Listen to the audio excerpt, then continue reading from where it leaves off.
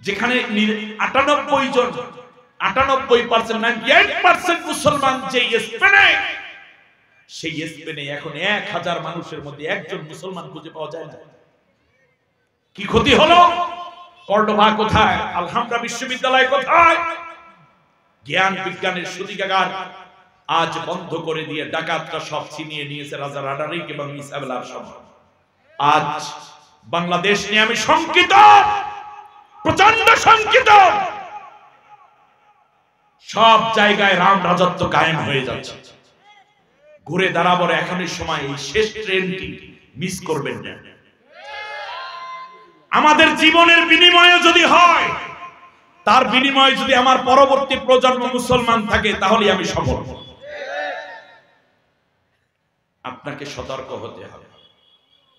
সতর্ক হয়ে ঘরে বসে থাকলে হবে না। যেখানে যেই প্রতিবাদ প্রতিরোধ গড়ে তোলা, সেই কাজেও অংশগ্রহণ করে ঐক্যবদ্ধভাবে নাস্তিকদের এই ষড়যন্ত্রগুলোর মোকাবেলা করে বাংলাদেশকে আল্লাহর কোরআনের রাজ কায়েমের জন্য শপথবদ্ধ হতে হবে। আল্লাহ কবুল করুন, বলেন আমিন।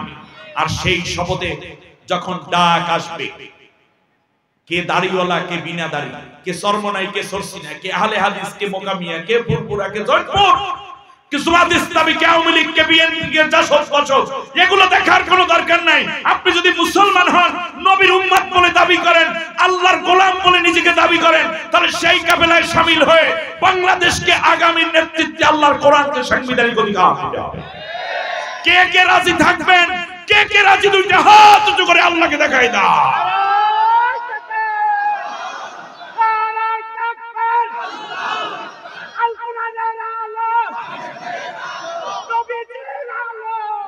আল্লাহ কবুল করুন, বলেন আমিন।